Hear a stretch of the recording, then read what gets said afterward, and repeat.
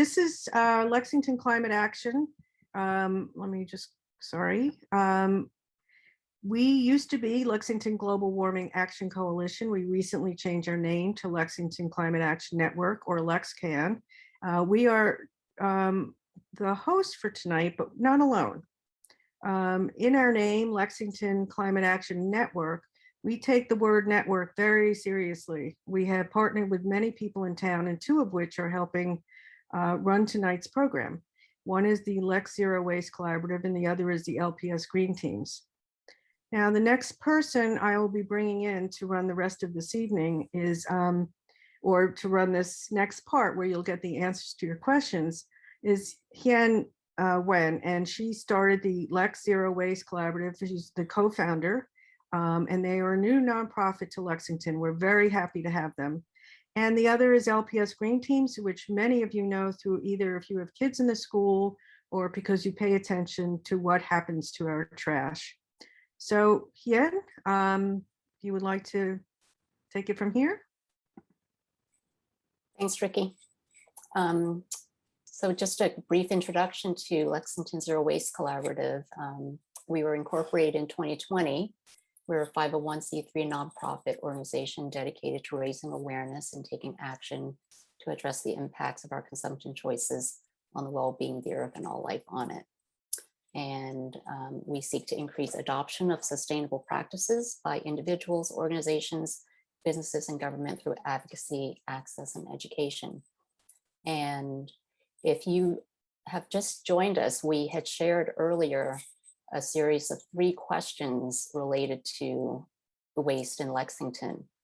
And the first question is, where does non-recyclable household waste from Lexington go? For those who are just joining, yes. And so the correct answer to that is an incinerator in North Andover, and then with the residual bottom ash going to an ash landfill in Shrewsbury, Massachusetts. And then the second question was, where does non-recyclable household waste from Lexington go?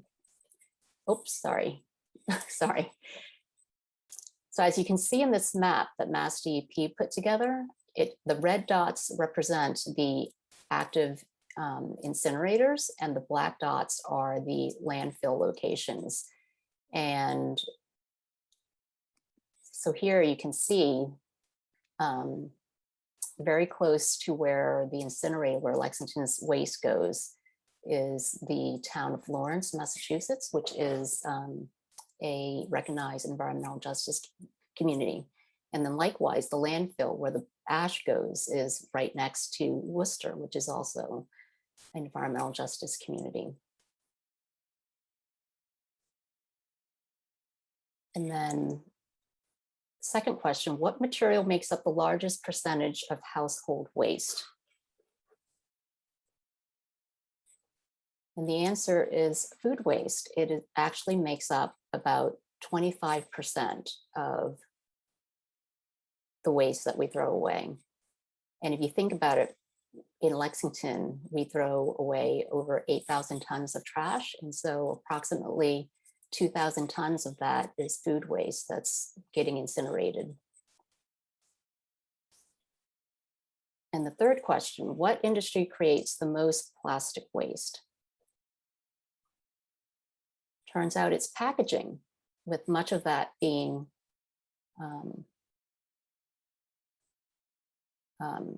food packaging.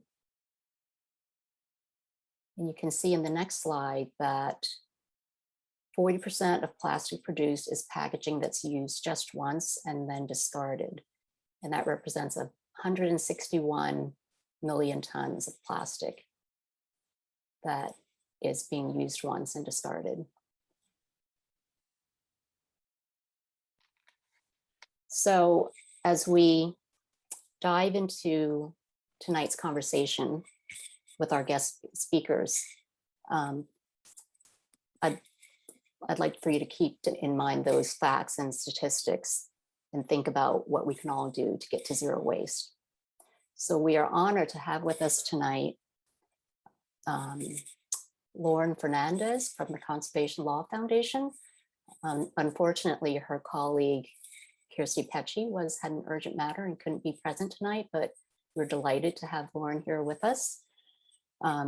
Lauren is the Zero Waste Policy Analyst with Conservation Law Foundation's Zero Waste Project.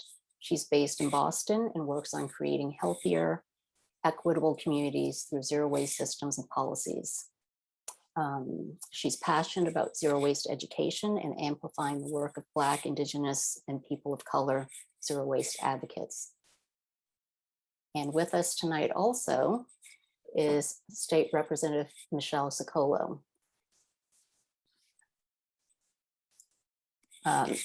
Representative Ciccolo is the state representative for the 15th Middlesex District in Massachusetts, which includes all of the town of Lexington and part of the city of Woburn. She has devoted most of her life to public service, which we are so grateful for. She's a lifelong resident of Lexington and has been active locally with the Lexington Select Board and the Planning Board prior to becoming state representative. And currently she serves on 4 joint committees, which include children, families, and persons with disabilities, elder affairs, environment, natural resources and agriculture, and state administration and regulatory oversight. In early 2020, Representative Ciccolo co-founded the Bipartisan Zero Waste Caucus, which works to reduce and eliminate solid waste in Massachusetts through legislative action, state and local collaboration, information gathering, education, and public outreach. And we are so honored and delighted to have both of our guest speakers with us tonight. And then our moderator for the Q&A section is Diane Pursley, who is a longtime LPS Green Teams member and also part of Lexington's Waste Reduction Task Force. And so with that, Lauren, and Representative Ciccolo, if you'd like to start the presentation. Thank you. Thank you, Hen, and thank you all for being here. This is so inspirational to me to see so many people turn out for this. It's something that I'm extremely passionate about, and it's an issue that is reaching a crisis in our society, something that we cannot ignore any longer, something that we need systemic change. And whenever we attempt to advance systemic change, you have to think about it on every level of government, but also from the grassroots. And in Ann's introduction, she talked a little bit about some of the things that I've been doing. And one of the things that's become abundantly clear to me is that we need the grassroots really action on this.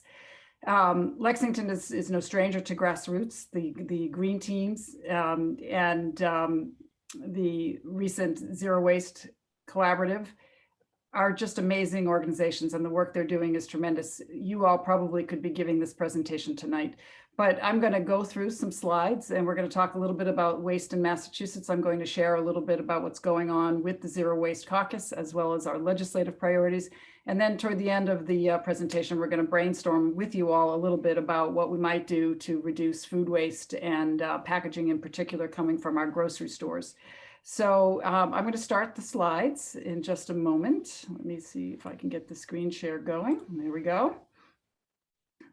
Can you all see that? I hope you can. Okay, so as you heard the introduction, we have the Conservation Law Foundation and Lauren Fernandez here, and I am here as well. And our names are listed on this slide. Thank you for the introduction earlier. Here's the loose agenda for our presentation. We're going to talk about the problem more broadly. As I said, I'm going to talk about the Zero Waste Caucus, share legislation, and really want to dig into citizen engagement and what we can do. So with that, I'm going to turn it over to Lauren to begin the presentation. Thank you, Representative Ciccolo. Thank you everyone for being here tonight. I know that we all have so many places we could be here, so I'm honored that you've chosen to come spend this evening with us to talk more about the waste crisis that we're in, as Representative Ciccolo started to mention. So I know that many of you are familiar with images of plastics floating around our oceans. You've seen images of plastic straws, plastic bottles floating around in our rivers and littered on our roads. And we know that we live in a single-use throwaway convenience culture in the United States. And I think what's frightening is that most plastics that have, the majority of plastics that have ever been produced have been made in the last 15 years alone. So we're seeing this single-use culture tick up and rapidly. And many of the plastics and other materials we have, unfortunately, they're actually not recyclable. Some of them are, but a lot of them are not. I know that many of us are familiar with the 3 R's: reduce, reuse, recycle. And when we think about these 3 R's, recycling is at the bottom for a reason. Recycling in itself is not bad, but it's not the solution to everything that's going to get us out of the waste crisis. So what we need to do is start at the root of the problem. We have to go back to the top of the tier, reduce and then reuse. Unfortunately, many of us don't have control of what kind of products come our way.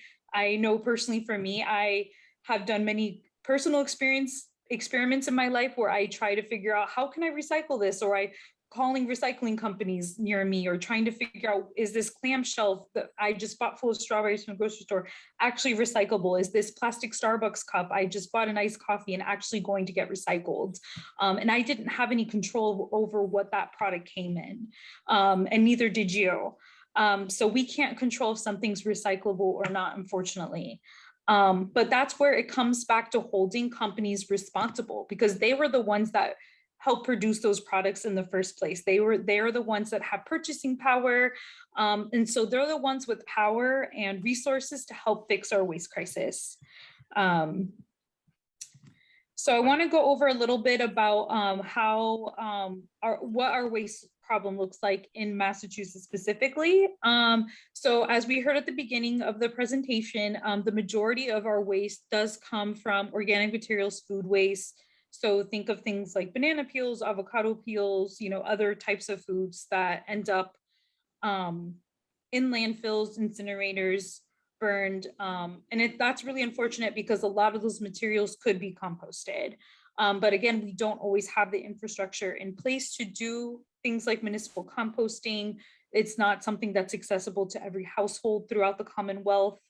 And then we have smaller amounts of our waste are made up of things like glass, bottles, metals, plastics, which is surprising. I'm always surprised by that because I feel like our culture is so bombarded with plastics, but they're actually smaller than the organic food materials that we would expect.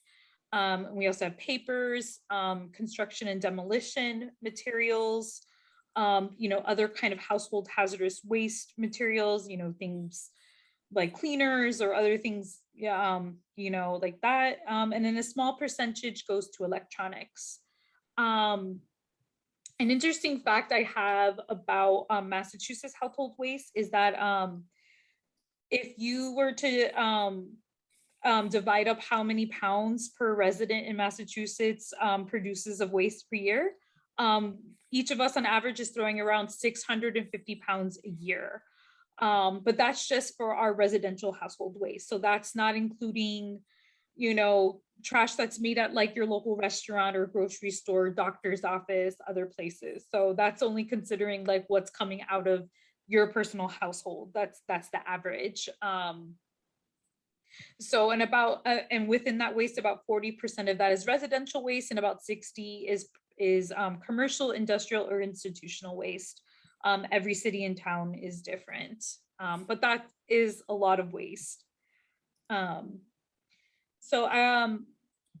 And when we think about trash, I think we need to think about, where is that trash ending up?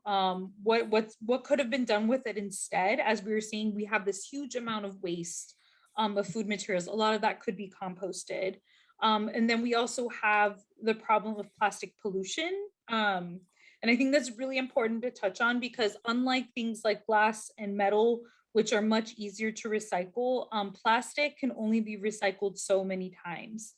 And I think what's important to understand is that plastic pollutes at every stage of its life cycle. So to make plastic, we have to do things like fracking, which pollutes our earth, pollutes our environment. And then at every stage that a plastic item exists, it pollutes. It ends up in a landfill, an incinerator, or it ends up as litter. That's most of the time what happens to plastic.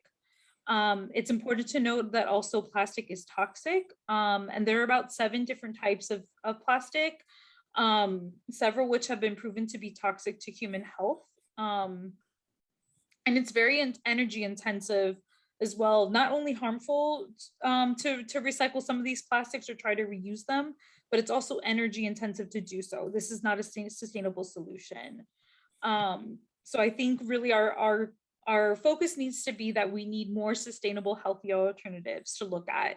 We need to look at reducing things like glass, stainless steel. These are more sustainable, healthier materials.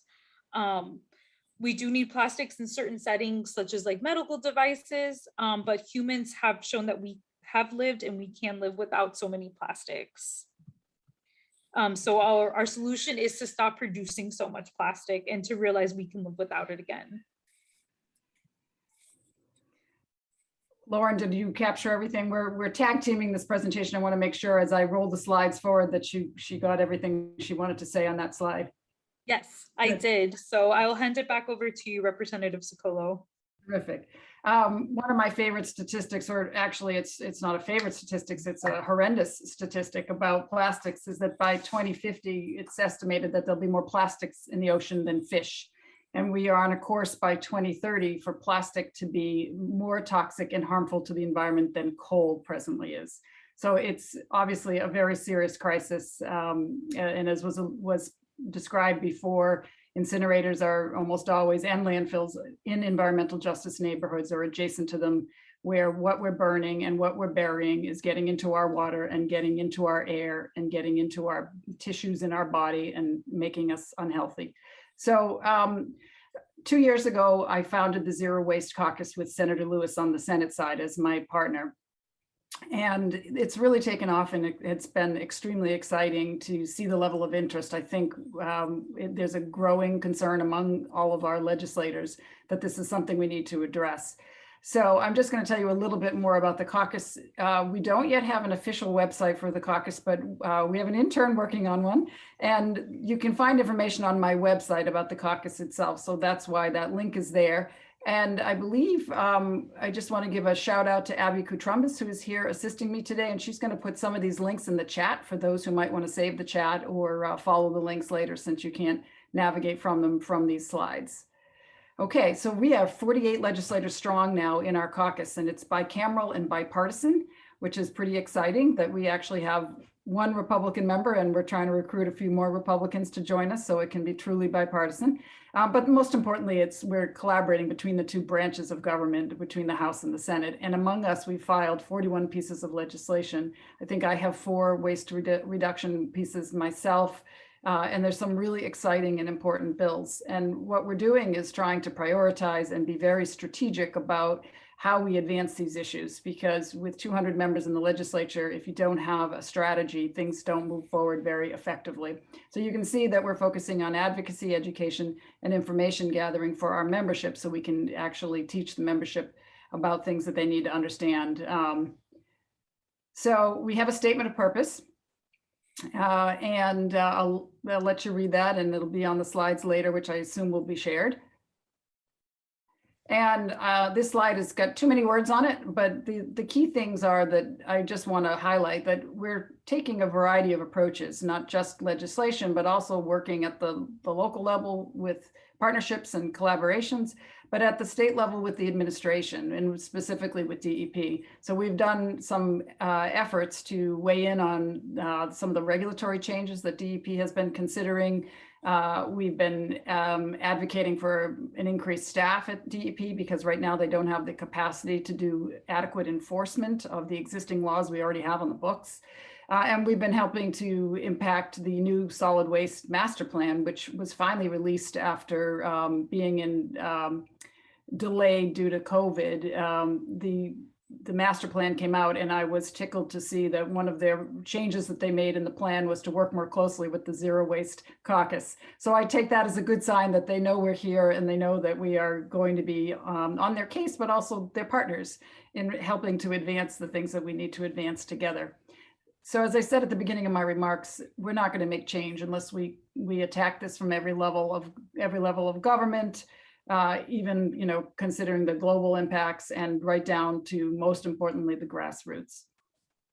So the website that I had on the slide earlier will lead you to some pages on the Zero Waste Caucus where you can download actual documents that we've submitted, letters and things that we've commented on with DEP, as I was just mentioning. And you can see the members, and we try to keep this updated so you get a sense of whether or not your legislators are a part of it. And if you're from a community whose legislator is not yet listed on here, I strongly encourage you to contact your legislator and ask them to join. We have meetings about every 4 to 6 weeks, and we bring in experts from around the country. We bring in colleagues to talk about their specific legislation.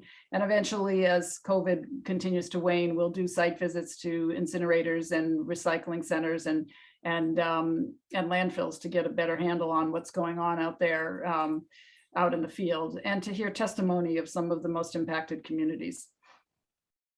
So we have been able as a caucus to establish legislative priorities, and there are 3 high-level priorities that the Zero Waste Caucus is supporting this session.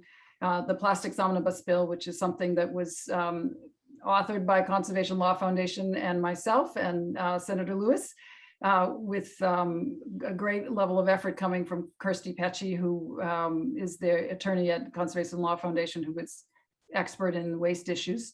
So this has been filed for the first time this session, and it is very comprehensive, and it looks to ban all of the types of plastics that are unnecessary, and especially with an emphasis on the single-use plastics. So it has things like a ban on the black plastics, which cannot be recycled. The recycling machinery can't see the black plastics, and so they don't get actually sorted in the proper way. Bans on plastic water bottles, and requirements that customers ask for straws and not have them be made available unless they're requested. Bans on balloon releases, hotel toiletries, NIPS bottles, things that really could either be made in glass or are really not needed, and certainly not good for the environment. So it has had its hearing. It had a great hearing and great turnout among the Commonwealth. Quite a few people, advocates, came to testify. The other thing that we are prioritizing is the update to the bottle bill, which hasn't been changed in, I think, decades now, and Lauren may be able to help me with this, but what we're seeing with the bottle bill is that it's no longer as effective as it used to be. The need to raise the fee to 10 cents so that it gives people an incentive to actually bring back their bottles is evident by the case that we used to have a much higher redemption rate. It was close to 80% at one time, and I think it's dropped down to about 50% now. So it's time to update the bottle bill and expand it to the other types of bottles that are not captured in the existing bill. Back when it was written, we didn't have things like iced tea drinks and all these specialty juices and all the things that could be redeemed. And one of the reasons why it's important to collect the bottles is because they are the easiest things to clean and therefore the easiest things to actually recycle successfully. So that's one of the reasons why the bottle bill has had a big dent on reducing our waste and why we're supporting this particular bill. And then there's extended producer responsibility, so-called EPR. It's a terrible acronym, but it basically asks the producers of the waste to pay a fee and be responsible for the costs associated with the disposal of the packaging. So I am going to let Lauren talk a little bit about what's happening in New England and maybe fill out some of the details on these bills. Sure. Thank you so much, Rep. Ciccolo. So I'll start with the bottle bill, just to expand on what's already been shared. So we understand that deposit return systems, as bottle bills are also commonly known as, they are not new. And we know that when we monetize a container, that we're less likely to end up with something like litter. So right now, as Rep. Ciccolo mentioned, the bottle bill, I believe in Massachusetts, hasn't been updated since 1983. And I don't remember 1983, so that was a very long time ago. And so, so this, the bottle bill expansion would expand it to include containers like nips and other types of bottles up to 3 liters. It does exclude formula, milk, and bottles for medicine.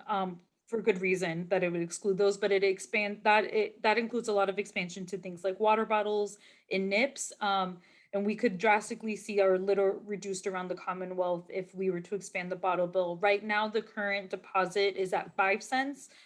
So it's being proposed to go up to 10 cents. We've seen in neighboring states like Maine and Vermont that have higher deposit fees, they have higher redemption rates. And Michigan is an excellent example. They have close to around a 90% redemption rate because they have so many redemption centers. So it's very accessible to different communities and people. And it just makes it so easy for people to get these containers, take them and redeem them, get their deposit back for that. And so we would actually have guaranteed recycling for things like glass bottles, which are so easy to recycle. You can use a glass bottle up to 1,000 times, and glass is non-toxic. It's durable. There's no reason we shouldn't be redeeming and reusing things like glass bottles. And now onto EPR, so extended producer responsibility. So this is a program that has been proven successful in other countries. And we do have other types of extended producer responsibility programs. So what this one in Massachusetts, this bill specifically focuses on packaging. So cities and towns who are now right now, they're responsible for budgeting and paying for our recycling and waste costs, municipal waste cost. So they, instead of them being in charge of figuring out how to use all our taxpayer dollars to pay for our recycling and waste prices, they would instead get reimbursed for any recycling costs by the producer. So that helps bring the cost down for cities and towns. And this also incentivizes producers like Amazon, Walmart, other large producers to make more recyclable packaging, because the more difficult the packaging is to recycle, the higher fee that the producer will have to pay. And so it incentivizes them to make less packaging, to realize, how excessive some of the packaging that we have. Like, think about every time you go buy a tube of toothpaste, why is it in a box? Do we really need it to be in a box? I think Kirsty is as you mentioned, she's our director of our zero waste project. So, she always points this out, and I was like, you're right. You just start going to places and you realize how much excessive packaging, isn't. So the EPR for packaging bill would help reduce a lot of packaging, reduce a lot of resources, and would incentivize producers to make packaging that's really more simple to recycle. And so actually, some of you may know this, but Maine, our neighbor, was the first state in the US to recently pass an EPR for packaging bill. This was a really historic, hard fight that they did. And Oregon was recently also signed the bill into law. But what we're seeing happen is the more states that would pass this really has the potential to change how recycling is done in our country. So Massachusetts definitely has a chance to join in and be a leader and pass EPR for packaging. And so Rep. Ciccolo, I'll pass it back to you. If there was anything else you wanted to add, I may have missed about those bills. Oh, that's great. Thank you. So the next part of our presentation really is to talk to all of you about citizen engagement and what we can all do individually as well as collectively to take more action. And I'm always surprised when I start to brainstorm a little bit of how many more things that people can actually do. I get this question a lot. We are all beside ourselves with the fact that the recycling market has collapsed. We spent years training our children and training ourselves to do the best possible job we could on recycling. And now we're learning that so much of our recycled goods are actually still ending up in the incinerator or the landfill. And it's pretty devastating because we're all trying to do the right thing. And so I get a constant question about what more can we do individually and what more can we do collectively. And that's really what the heart of this meeting is about.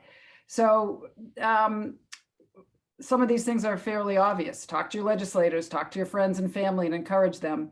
But you know, it's surprising how many people don't think to do things like testify on legislation or attend hearings and testify. And one of the silver linings of COVID is that all of our hearings now, not only are they publicized and carried live on video, but because we are still operating in a hybrid mode and intend to do so going forward, you can testify from the comfort of your own living room now.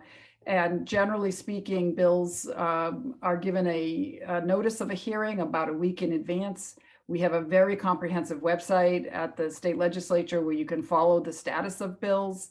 You can then sign up to testify when the notice comes out about the hearing. There's links to very simply add your name and say which bills you want to testify on, and then you're good to go. And if you don't have time to sit through the hearing itself, you are always welcome to submit written testimony, and that can be as effective, if not more effective. So we need that kind of activism. But there's also plenty more things to do that can be done locally and then maybe even more effective.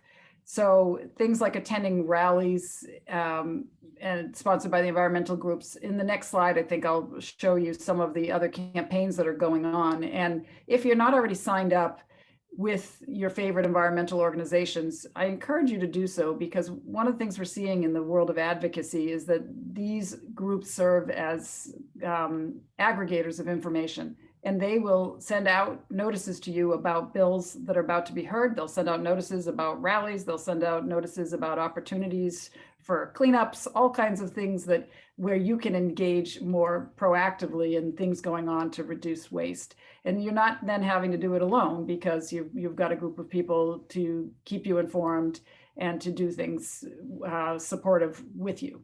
So I very much encourage you to do that. And then there's obviously making individual lifestyle changes. And I think, as Lauren said at the beginning, that's the hardest thing to do. As I thought about this problem myself, it's very clear when we look at our own recycling bins, what's going in the bins are all the containers from our food. And so we ask ourselves, well, can we stop eating? I don't think that's a viable option. Could we change our eating patterns? Sure, maybe. We could all stop getting, certain types of drinks and go back to just having milk in bottles and water from the tap. But let's be realistic. So many of our foods are hyper packaged in clamshells. And if you need something fresh, you're more than likely to get it in a container that is, extra wrapped, or, it's got plastic around it and it's got a clamshell around it. And it's hard to get away from those things. So I think in contemplating this problem, one of the things that we want to talk about a little bit today is how we might approach working with our grocery stores to get them to change. And we're going to get into that a little bit. But here's some of those other groups that I encourage folks to follow their campaigns. All of these links give you an opportunity to sign up for information. Yes, it puts you on another mailing list, another newsletter, but you can set up your inbox rules to segregate that mail so that when you really want to see it, you can see it. But it's really very helpful to get the most up-to-date and current information. And these groups are really terrific. There's also a Facebook group. Many of you may know about that, but there's a Facebook group that posts all kinds of ideas, and it's just residents from Massachusetts talking about what they're doing to reduce waste and sharing opportunities for change. And I think that, we are stronger together when we join in some of these efforts that these organizations are pushing. And this is not an exhaustive list. What's exciting to me is there's a growing awareness of a need to take action. So every day there's a new group popping up that's working on this. And Lauren is very involved in the Reusable New England. She's actually managing that project with Upstream. So that extends to all kinds of things about sustainability, and is a terrific group that maybe she might want to say a little bit about. Do you want to grab that? Yes, so I'll share a little bit about Reusable New England. So in partnership with Upstream, so for anyone who's not familiar, Upstream's a national thought leader on reuse. And we worked with them to recently launch a Reusable New England coalition. There are actually several reusable coalitions around the country now. So we're thankful we have some other models to follow, and we've learning from some other really great groups who have done things in other parts of the country on reuse initiatives, because what we want to do is create reuse systems on a larger scale. We want reuse systems to be accessible to all communities, not only some communities. And we want reuse systems to be accessible to anyone of any ability or of any neighborhood. So that's what we're doing. And so we are right now a coalition of residents, organizations. A lot of folks from Mass DEP have been coming out to our meetings. We meet generally on the second Thursdays of the month. And again, we're very, very new. We've only had about 3 meetings so far. So we're really laying out the organizational structure, but our plan is to really try to implement reuse systems on a larger scale. So we're brainstorming about ideas about possibly even rewriting things like health code regulations so that more businesses could allow customers to bring in their own reusable containers. And we're talking about, what are ways that we can get these things happening on a larger scale or even a statewide scale. So again, it's a lot of brainstorming, a lot of in the beginning stages, but if that's something you're interested in connecting with, or you have a reuse initiative, we'd love to have you join us. So I'll drop my email in the chat if anyone, feel free to email me if you have any questions. And so Lauren, this slide is pretty self-explanatory, but one of the things that we all need to do is work on local bylaws and ordinances and city ordinances, and Lexington is no stranger to that. It was just so impressive when our Girl Scouts and our green teams brought forward the polystyrene and straw bans and passed them, I think it was unanimously at town meeting.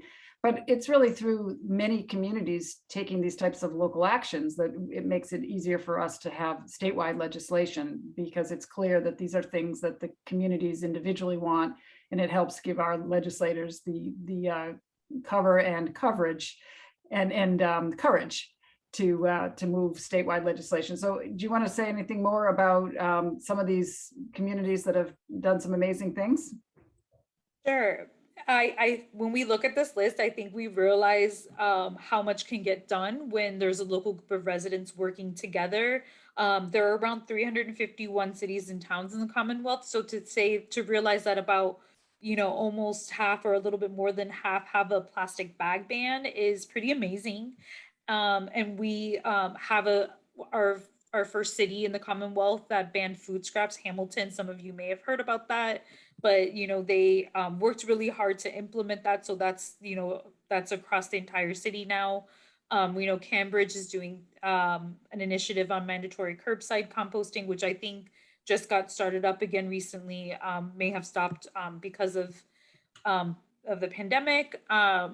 And then we also have styrofoam bans in about 47 cities and towns, so it's really obvious that a lot of people in Massachusetts care about reducing our waste, and that there's a lot of local elected officials and community leaders who back this.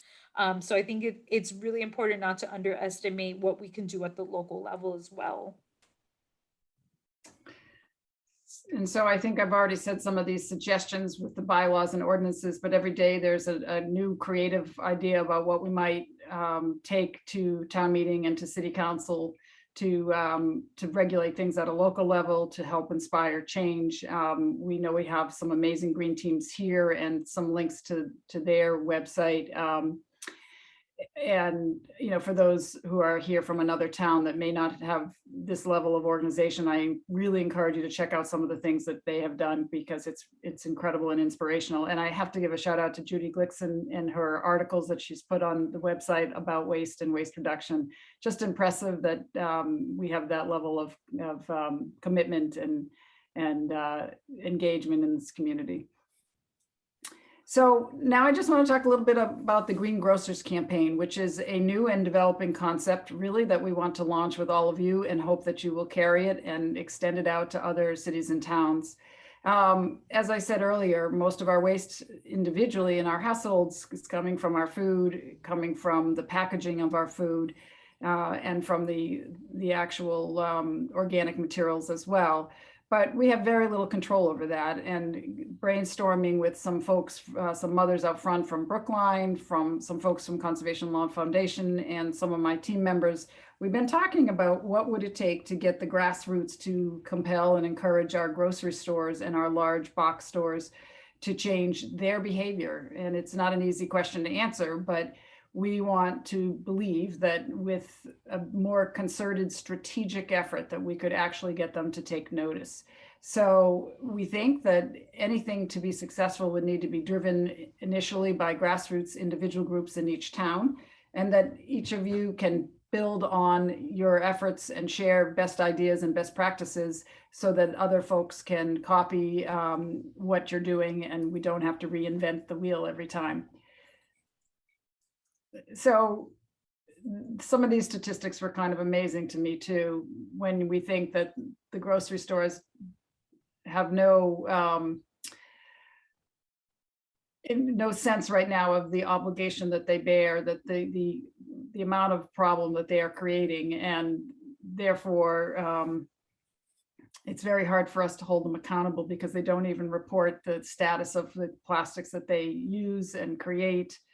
The notion that the average household uses 2,000 pieces of single-use plastics from grocery stores every year is just an astounding number, and the amount of food waste packaging is just beyond belief.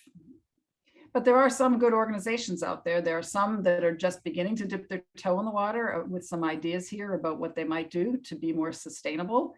I wish we had Kroger's near us, but I love that they're planning to be plastic free by 2025. And it's nice to know that both Trader Joe's and Stop and Shop are beginning to think about how they might address this. It's important when we think about our grocery stores to consider that they don't have as much control as we'd like them to have, and there are impediments to their changing their behavior. They have to consider where they get their items from, and they are really controlled by the wholesalers and by the public demand. And they may have different levels of interest as well as influence in terms of whether or not they want to participate in any kind of an effort to change their behavior. But it's also important that we consider that the back of the store can be as big of a waste creator as the front of the store. So it's not just the way they package their things, but whether they're composting their waste, whether they're reusing things like pallets, whether they're managing the large items that come into the store, or taking things and then repackaging them when they get from the back of the store to the front of the store. So it's not a simple equation or a simple solution. This is just a nice little slide that reminds us, obviously, that there's many steps that things go to before they get into your hands. And what we've been thinking about is, what would a 10-step program look like to change the behavior of the grocery stores? And first and foremost, we think it has to be incredibly positive and personal. We think that in order to be effective, we need to have consistent messaging and communication with the public as well as the stores to get them to want to participate. One of the things that we've seen very clearly in the legislature and things that I've experienced personally is that when people come at you with negative messaging, constantly angry, it is absolutely not the most effective way to get your point across. And it usually results in people shutting the door on you, closing their minds, and being unwilling to engage verbally, being unwilling to cooperate or collaborate. And it ends up taking that much longer to make any change when it goes negative. So keep it positive and really be a good communicator. So first thing go ahead. Sorry. I was going to say, if I could jump into, I think a lot of people underestimate that store managers are usually more than willing to talk to customers. It's really important to them if someone comes in with a concern. And I think that a lot of people don't realize how accessible these people who hold more power are willing to speak with, especially if you come in with a couple of people or a lot of people are showing up with letters or are all coming with one concern. They're more likely, they're more than happy to sit down and have a conversation. Absolutely. So keep it positive, keep it personal, and be consistent. So step one or step two is really to learn what's going on already. It's an important part of making change is to understand the systems that are impacting what we want to change. And it's also helpful to understand the consumers and what they care about.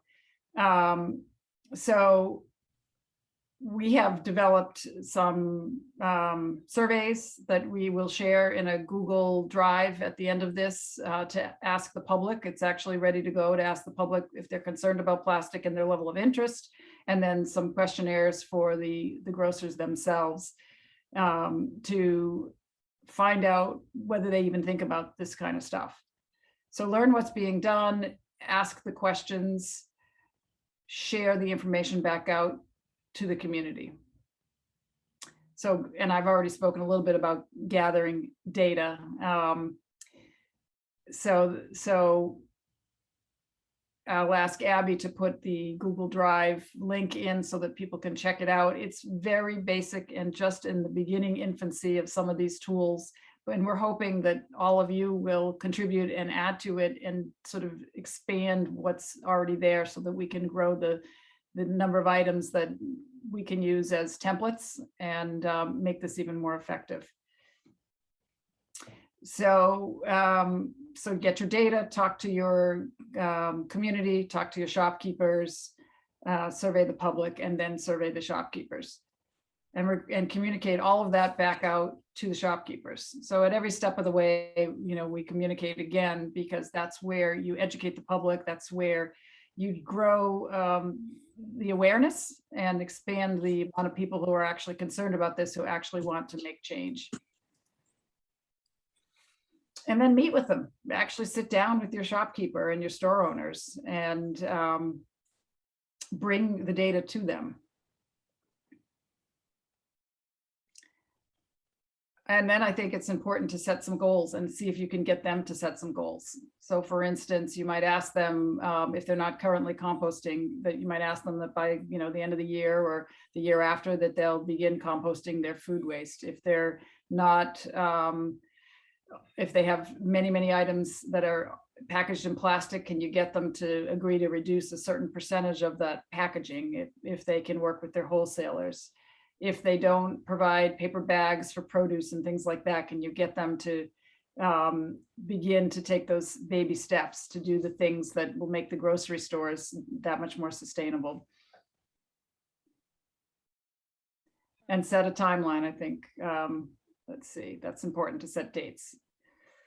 And then I think it's great to do your own audits of the stores. We have a checklist again that we put in there of things that you would want to see. And Lauren, you worked on the checklist a little bit more than me, so you might be able to remember some of the other items that I haven't mentioned that we want to see in every grocery store that would be positive. And then there's some things that are negative that we don't want to see. So if you could share some of that. Absolutely. So as you go into a grocery store, it's interesting as you start to take note how many things are packaged or unpackaged and how different grocery stores vary. For example, you would see, like, if you go into the produce aisle, how often can you find apples unpackaged or oranges? Do you unnecessarily find fruit that has its own skin, like bananas and avocados or zucchini, things like that? Are those wrapped in plastic as well? Do you go into the bakery section? Is there an opportunity to buy bread and put it in a paper bag? Is all the bread in plastic bags? I think composting is another great one to think about. Have some stores banned plastic bags? Like we know, for example, Trader Joe's, that's one of the reasons I shop there is because they don't use plastic bags. And I think that's a really important thing to let the store owners know, to let the managers know, like, I choose to shop at your store because you've done X, Y, and Z initiative. And I know that other stores still use plastic bags. I believe that Aldi's also doesn't do any kinds of bags at all. But they do, you know, they charge you for any kind of bag that you bring in, or if you want to buy a bag, you have to pay for it. You know, they won't, you know, they won't bag anything for you. They just put it back in the cart and you've got to take care of it yourself. So those are some different things to think about as you go into a store, and start to take inventory and to notice these kind of details. Does the store have a refill or bulk section? What are the options if you go into that refill or bulk section? Are you allowed to bring your own containers? Do they provide paper bags? You know, are you only finding plastic bags in produce sections or bulk sections?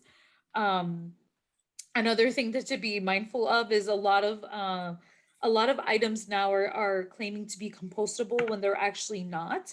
I think that they're trying to be a great alternative to plastics, but unfortunately, a lot of those kind of products that claim to be compostable actually aren't, and they will likely end up in a landfill and won't actually end up in an industrial composting facility.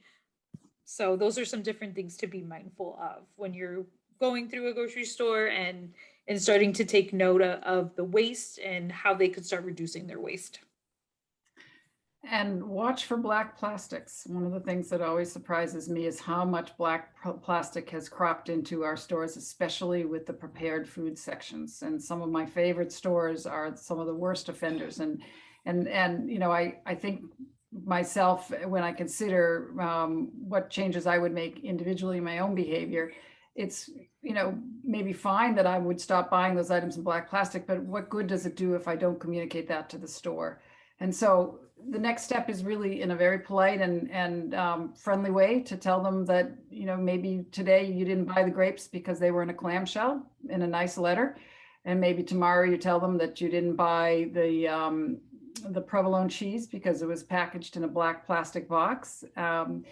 And that, you know, you value them as a grocery store food supplier in your community, but wanted them to know that this was changing your behavior because you were so concerned about the plastic. And we have some sample letters that you could use, but I think it's really important to put it in your own words and keep it simple, very, very simple. And then so the idea is that, you know, the more people that would send these kinds of letters, the more the grocery stores would take some note and maybe be willing to talk to their suppliers, their wholesalers, and change things on up the food chain, literally.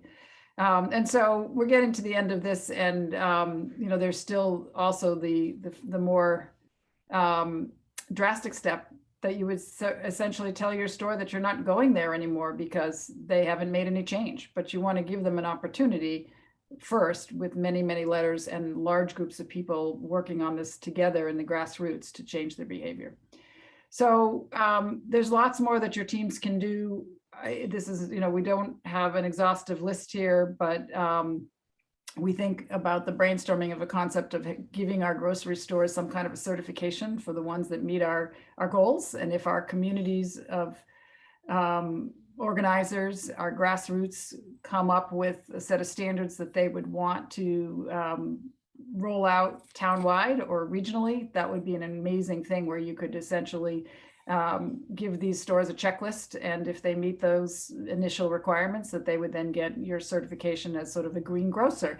And we think modeling that after something like the Green Restaurant Certification Standard is a good place to start. And ideally, in a perfect world, eventually we'd have something like this statewide, where the grocery stores would want to compete to be part of the Green Grocers campaign. So here's some more resources. And I think at this point, we want to really stop and open it to questions and hear your ideas, because this is something that we all have to do together. So I thank you all.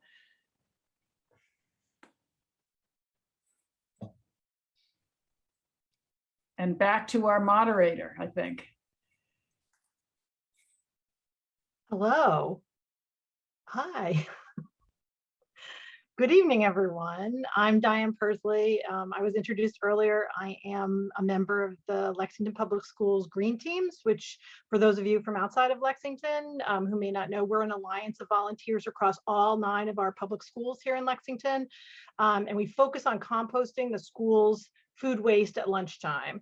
So, I find it so empowering to show the students firsthand how that one action of sorting their food waste can make a huge impact on the volume of waste the school sends to the incinerator. In fact, if every school we actually enact composting during lunch, we see an 80% decrease of waste going to the incinerator. So it's extremely powerful. Composting was mentioned during this presentation. I would say for all households, but definitely places like restaurants and grocery stores and institutions like schools and municipal buildings all should be looking at composting because of the volume. It's just so impactful. But tonight I'm moderating the Q&A portion of the evening. So after such a wonderfully informative presentation, I'm sure there's lots of light bulbs going off out there, and a lot of people I'm sure want to know more. So let's start with our first question. We talked a little bit about incinerators. Do we want to shut down incinerators? What would be the alternative if we did? And this question goes on to talk about the state of phasing out incinerators. How can we require trash metering, more waste bans, or how to enforce diverting all organic waste away from the incinerator and landfill? Such great questions. Yes, we want to phase out all incinerators. And in fact, they, I believe, are going to be phased out over time. And that's one of our big problems is we will not have enough landfills to absorb the amount of waste that's no longer going to the incinerator. So one of the things we didn't talk about at all today is pay-as-you-throw systems. Those actually are incredibly effective at reducing waste. But at the end of the day, we have to get to a system where we are making almost no waste at all, because it is unsustainable to put it in the ground. And we know that even the best capped landfills still sometimes leak and still create problems and still off gas. So one of the things that I have, one of the other bills that I have is a bill with Linda Dean Campbell to create a reuse repurposing commission to look at the economic incentives that the state might need to actually create to change behavior and to help the marketplace get ready for a totally different paradigm shift. So we're pushing that heavily, actually just filed it as an amendment for the ARPA legislation. And, I don't know if it'll go anywhere just yet since it's a fairly new concept, but we can't assume that we can throw these things away anymore. There's no question that it's the reducing and all the way and reusing has got to come first. Lauren, do you have anything you want to add to that answer? Yes, I believe that I also agree incinerators all need to be shut down. The cost of the impact it's had on human health and environmental health, that you can't put a price on that.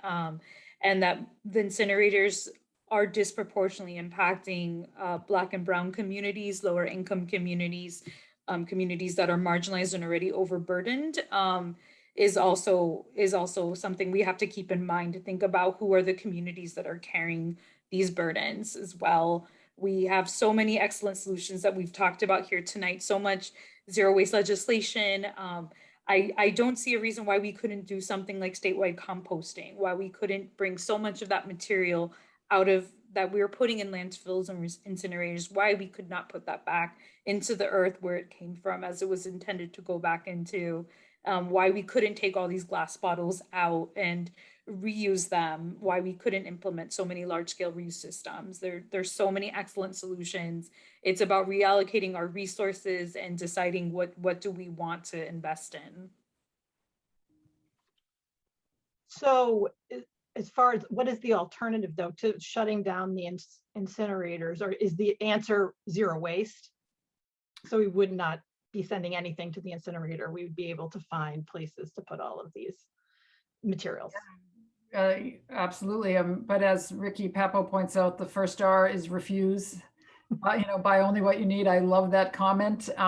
Really, we have to get to a point where we are buying less, but then, doing things like taking your milk bottles back, patronize the craft breweries and use your growlers where you refill the glass container. Don't be buying, disposable drinks out there that we don't need. We all don't need the sugar anyway, probably. So, you know, reducing as well as refusing is a critical part of it. And then at the end of the day, finding ways to reuse the items more strategically. And in my dream world, I think about, you know, the idea that maybe all these delivery companies that are bringing us things from Amazon and places like that, maybe they're picking up the bottles and everything's barcoded and they're refilling them and every box is used, you know, 25 times instead of just collapsed and actually recycled, but actually reused. And so you just don't need to put it in the trash anymore. And that would be great. Okay, great. There's a lot of interest in the extended producer responsibility bill, and asking how can we ensure that it passes. One question about how does the bill in Massachusetts compare to the one that passed in Maine? And how can you give a little more detail about how it would be enforced? Absolutely. Oh, Rep. Ciccolo, did you want to? Go ahead, Lauren. I know that you know even more about this bill than I do. We're actually having a presentation from the bill authors at the Zero Waste Caucus next week. So I've read the talking points and you know, looked at the bill, but I'm not an expert. So Lauren, please share. Absolutely. So the best way to help ensure something like the EPR for packaging bill is to contact your legislators and tell them that you care about this bill. So, and not just keeping that to yourselves, but telling your networks, spreading the word using, you know, social media. You know, I think that's the best way. We can call, you know, if you are, you know, for my generation, I know we don't make phone calls anymore. So we have Twitter, we have Facebook, you know, we have email. So these are other ways we can contact our legislators as well, to help with passing that, because I think at the end of the day is what we need is for legislators to see that people in the Commonwealth care about this and we want this to pass. So please educate others, tell them about it. I'll try before we end our time today. There is something that regularly happens. It's more of a national virtual event, but it's called an EPR coffee hour. So if you're wanting to learn more about extended producer responsibility, I'll try and find the link to that. But these, you know, there's a lot of information out there that's really great about EPR. So if people have questions or they're wanting to learn more about how this works, how this has been successful in other countries, that's, you know, there are a lot of really just great resources people can tap into and you know, join in on. So I believe the EPR bill in Massachusetts, what makes it a little bit different is we're trying to address also like toxicity in packaging as well and materials. So that's something to also to keep in mind that is important to think about, is when we think about reducing our waste, we don't often think about what's actually in those materials, what's in the packaging, how things are toxic, how they're impacting human health. So I think that that's something also to keep in mind, because we have so much evidence now of how things like lots of different plastic packagings, particularly plastic 3s, 6s, and 7s, which are usually labeled as you can see those. 6 and 7s tend to be things like potato chip wrappers, things that are very like filmy. I'm trying to think like those Cliff Bar, Larabar kind of wrappers, a lot of things like that. So we're seeing that a lot of those plastics tend to be more harmful. Plastic number 3, which is PVC, has been proven, has been linked to some cancers, has been linked to a lot of other health issues, and is often found in things like our shower curtains, and lots of packaging. Like I opened a package the other day and saw that it had PVC, it was in PVC wrapping, and I panicked and like just tried, and I was like, but now I'm gonna throw it out, it's just gonna go into a landfill and pollute the air. And so, you know, we have to think about a lot of this packaging is toxic. A lot of sometimes that's getting exposed to developing children, that's exposed to people who have, you know, other kind of illnesses, who are vulnerable in different ways. So I think the toxic piece is really important and can't be overlooked. I did want to note really quickly, I'm sorry, I know I've been speaking for a couple minutes, but because I saw a lot of chatter in the chat about Black plastics. Another important thing to know about Black plastics is that they are also incredibly toxic as well. A lot of Black plastics are often recycled out of electronics, like Black electronics. So there's a lot of that toxic piece in there as well. I think it was the Vermont Public Interest Group recently released a study on that. But there's a lot of information about that. A lot of studies circulating about just the toxicity piece of Black plastics as well. So it's not even that a lot of this packaging is not recyclable, it's that it's actually, it's proven to harm our health, our children's health. So that's an important thing to think about and to remember as well.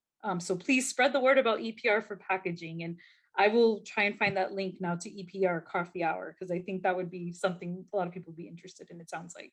I'm going to jump in really quickly too and just add that the EPR bill did already have its hearing. It went to the Telecommunications, Utility and Energy TUE committee, and maybe Abby can put a link into that committee, because at this point the goal is to ask the chairs of that committee to report it out favorably. So while you all can certainly write to me to encourage me to pass EPR, but there's not much I can do about it at this point, and I'm in favor of it. So so writing to the chairs of that committee, I think, could be helpful and get them to take note. So yes, and our very own Senator Barrett is the chair on the Senate side, and Jeff Roy on the House side. So, but I think just giving a link so that they can find their email addresses easily, if Abby can grab that. Thanks. Okay, another question that's pretty very narrow in scope, and I'm not sure if you know the answer, but somebody was asking about grinding food waste down the garbage disposal. How does that compare to composting?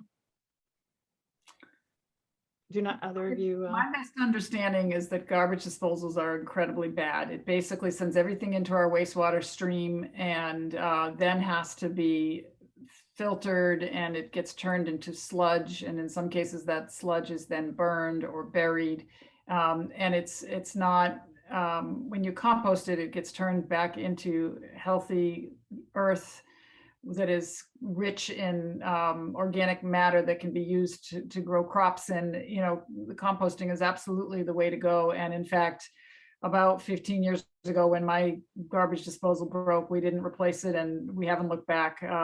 Strongly encourage you all to compost instead. Interesting. And again, another very narrow scope question about the Trex plastic film recycling. Do Lauren or Michelle, do you know because there was some talk that some of the TerraCycle recycling programs aren't as quite what they seem to be. Do you know anything about the Trex recycling challenge? That's for plastic film specifically. I'm not familiar. I'm sorry, the name of the program, you said it's similar to TerraCycle, but well, it's a similar idea. Trex decking material. So Trex company actually puts out a recycling challenge where they challenge different schools or communities to collect plastic film, plastic bags, the 2 and 4 that they collect at the grocery stores, and then they take it and they turn it into decking material. So somebody was asking whether or not that was, if you knew about the program, if it was a good program. I'm not familiar with that one specifically. I am familiar with TerraCycle. There have been several reports that have come out exposing TerraCycle about some of their efforts actually not actually being what they say that they are. And so I would discourage people, unfortunately, because I actually used to participate in TerraCycle too a few years ago. So that was actually really devastating to find out, because you think that all these things finally, like your Burt's Bees face wash and makeup products, finally have a place to be recycled, and you find out that they don't. I think the best thing we can do is instead is to figure out how do we get producers to create better packaging, better, things that can actually be recycled. And that's supporting, again, coming back to EPR, that's again supporting programs like this that have been proven to be successful, that will incentivize producers and to make things out of sustainable materials instead. Because truthfully, things like the plastic flimsy, the filmy plastic, like that can only be recycled so many times. So we would do better to say like refuse that instead and try to find a reusable alternative instead.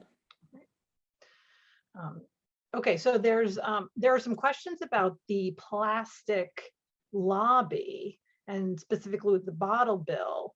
What do you anticipate for pushback from the plastics industry? What kind of strategies do you envision to overcome that challenge versus last time around, I guess, that there was a lot of pushback? The bottle bill is a pretty fascinating issue when you follow it.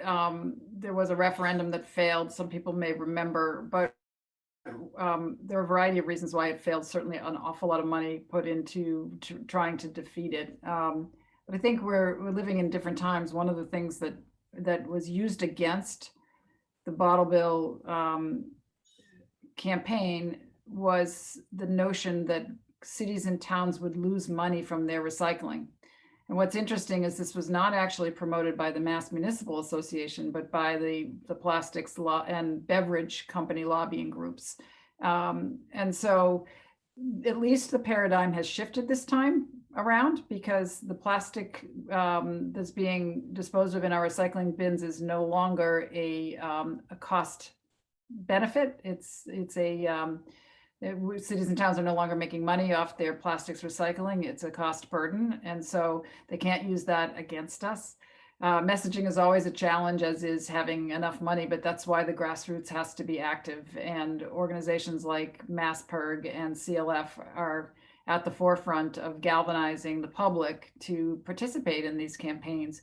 I don't know that we will need a campaign this time because there's no plan to take it to the ballot, but there's a little bit more motivation on the part of the beverage companies because they're starting to see an awful lot of bans. So if they can actually jump on the legislation to expand the bottle bill so that they aren't going to get banned out of existence, especially with respect to water, they're much more receptive now. So we have a greater chance of moving that one forward, I think. And the fact that all of our neighboring communities, our neighboring states have much higher fees, make it really clear that we are just behind the ball here. And I think that helps us with our messaging to at least bring our fees up to parity with our neighboring states, and to expand it to the items that the neighboring states are already collecting successfully. And there's models all over the world and experts that we've had come in and share their talking points. And other jurisdictions all over the world are having success with bottle redemption systems. Okay, so there's some curiosity about recycling. Still, is there any legitimate recycling of plastics anymore? I had heard 1 and 2 and sometimes 5, but now are they all heading for incineration? No, 1s and 2s. What we're seeing with the trend now with cities and towns is that they will not make money like they were several years ago. If you look back on cities and towns, what they were paying for recycling versus what they are paying now, it is an incredibly different. It was an incredibly drastic increase because of the shift in the market for recyclables. Some of that is coming back now, and it is the plastic number 1s and 2s. So like the plastic milk jugs and other things like that, cities and towns will start. They are already starting to see some of that shift for them, some of the market shift for that again. But that's still an incredibly small amount of the plastics. There's still way too many plastics that are not recyclable, that are not going to be accepted. Like just like we were discussing tonight, so many of these plastics that we go get our food packaged in at Wegmans or Trader Joe's, these clamshells, these are not recyclable. These, we can throw them in our recycling bins and wish cycle them away, but they're actually not going to end up recycled. So, but we do have the 1s and 2s. I'm not certain about some of the 5s, especially if they're smaller. I know that it's really difficult to like smaller, like 5 containers. Like I know that those are safer plastics, also like the 1s and 2s, but I know that the smaller container is, the more difficult it is to recycle as well. Okay. Let me also add to that it's not as straightforward as it used to be. One of the bills that I have, for instance, is to require a percentage of post-consumer plastic, so plastic that we've all used and discarded in our recycling, to be used in new bottles, ramping up by 2030 to have 30% of recycled content post-consumer, so in those bottles. And I filed the bill specifically to try to incentivize the recycling market and make it more economical for people to actually, recycle. So Right. the interesting thing about that is there's a very extensive debate going on in the environmental community about whether we should even be doing that, because recycling the plastic itself uses a tremendous amount of energy. There's toxic chemicals that go into it, but plastic is made entirely out of petroleum products. And so the real thing that we need to get to is complete elimination of plastic that isn't, at least for single use. There's very legitimate reasons to use plastic in things that need to be harder and more durable and more lasting. But for any single use food items, we really need to get away from the plastic entirely. So yes, we can try to get the recycling market to come back, but it's even more important for us to break free from plastic. So this is a household question. Someone's asking about prioritizing the elimination of different single-use household plastics. How would you prioritize it? Would it be by total weight? And they say, for example, over the course of a year, I use more plastic shampoo bottles by weight than I do saran wrap. Yeah, that's a great question. I think, I think you do what you can. I think that some things are more accessible to people than others. Not everyone can shop at a zero waste store for many reasons. They might not have one nearby. So if you have to travel, 30 miles to go refill your shampoo bottle, that doesn't really seem like that's an accessible, or sustainable solution in a lot of different ways for you. But if you can stop using saran wrap and switch to the beeswax wraps, which I know are becoming a lot more common, I even see those sold at Trader Joe's now. That's a wonderful alternative, to things like saran wrap. I think they're much easier to use also than saran wrap, honestly. So I think, whatever, I think it's important to say, on an individual level, doing whatever you can, it matters and it's important. I think what we have to continue to do is hold the people who are producing the waste, which are corporations who have the power to change this, when we work together with them.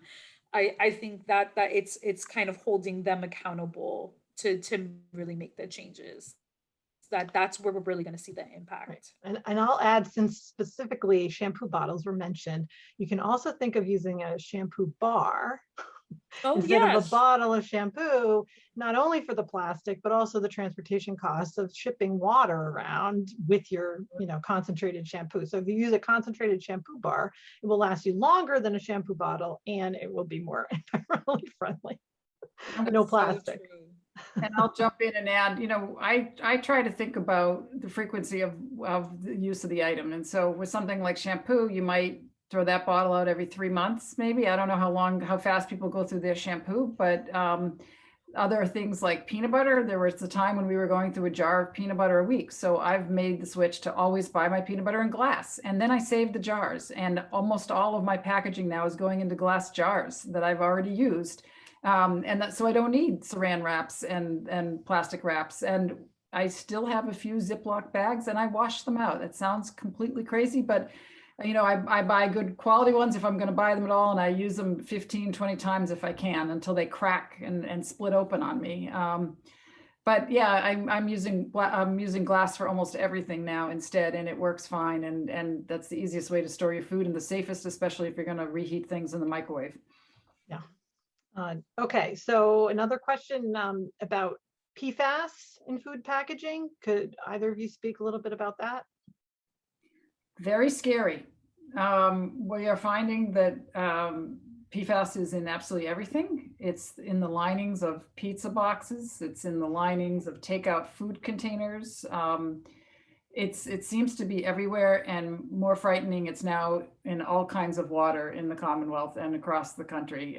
So it's contaminating the water, and we actually have been allocating a lot of funds recently at the state level to help different jurisdictions clean up their water supply because there's so much PFAS in it.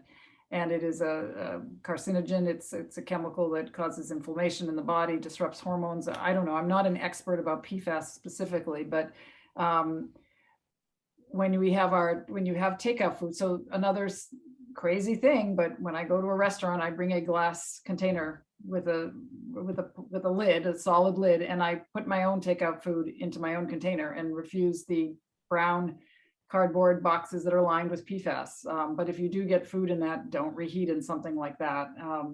It is really much more pervasive than we realized, and our Public Health Committee has been holding hearings on this, and our environmental committees have been holding hearings on this, and we are just trying to wrap our arms around it, because it seems every few years the PFAS composition, the chemical has changed. So we ban one and they move on to the next one, and you've got to ban the next one. So it is something to watch for in everything. And Lauren, you may know more specific than me, but it is a real problem. Yes, same. It feels really overwhelming, honestly. I do know that Massachusetts has a PFAS task force now. I learned that recently. So I know that, leaders are trying to address this, and, hopefully develop legislation that would help us phase out, products that contain PFAS. To mention our neighbors again, Vermont actually passed legislation earlier this year, banning products with PFAS from coming into the state. Because it is found in anything. PFAS really is anything water resistant, stain resistant. So it is found, like as Rep. Ciccolo mentioned, a lot of things like pizza boxes, or things that need to be kind of grease resistant, but unfortunately it's found in a lot of children's products, like raincoats, or other things that might be more water resistant. So those things, that is a little bit scary. And so I think again, it's trying to keep up with your leadership, letting them know this is a priority to you, letting them know that you care about them addressing this, but to understand it is a large problem. These are called forever chemicals for a reason, and they're really difficult to remove from the environment. But it seems like a good step we could do is hold, producers responsible to stop putting these chemicals into our products, and finding healthier alternatives instead. Because I mean, there are some that exist, so why can't they all be made that way? So we have one last question before we run out of time. If we can do one more question, and that is there any legislation out there about medical waste? Probably,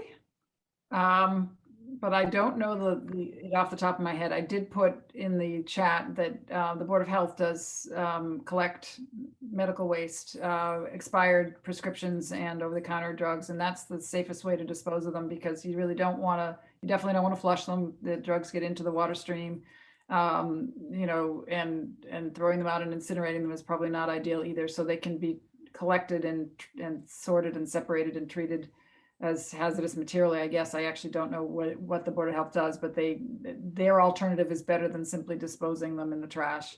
So I encourage you to do that. And with respect to statewide legislation, Lauren, do you know of any for medical waste? I'm sure there is. And actually, I think the person who asked the question just put in the chat, any hospital plastic waste? They're very well, yeah, I don't know of any legislation addressing that specifically. Okay. I know that's a whole different need of figuring out how to best dispose of that plastic, Right. Yeah. I imagine. Okay, so I think our time has come to an end. I would like to give a hearty thank you to Representatives Ciccolo and Lauren Fernandez for sharing so much information with us, their unique perspectives, and your time, which we all know is so valuable, sharing all of that with us tonight. So thank you so much. I see applause. And ironically, we are in active session, and right before this started, I got the word that we were going to be in recess until 9 o'clock tonight. I thought it was votes during the presentation. So I was lucky not to have to put you all on hold to take a roll call vote. And I have a half hour to maybe get some dinner, but it's been wonderful to be with all of you. And I'm very interested in your feedback, because we shared some ideas about, the green grocers concepts, and they're very much ideas in their infancy that we really want to try to move along. to catalyze action at the local level and galvanize all of our grassroots. And so if any of those concepts were helpful, I encourage you to go to the Google share and add to them and build upon those ideas and share them with your neighbors and others in other towns. So thank you. Okay, so before we go, I just want to let everybody know that you'll be getting a follow-up email from LexCAN with action items that we've talked about tonight, a link to the recording of this presentation, and a post-event survey. So please let us know at LexCAN what your thoughts are on this program and how we can continue to organize programs that interest and inspire you. Thank you very much and good night. Thank you so much. Have a good night, everyone. Thanks, you too.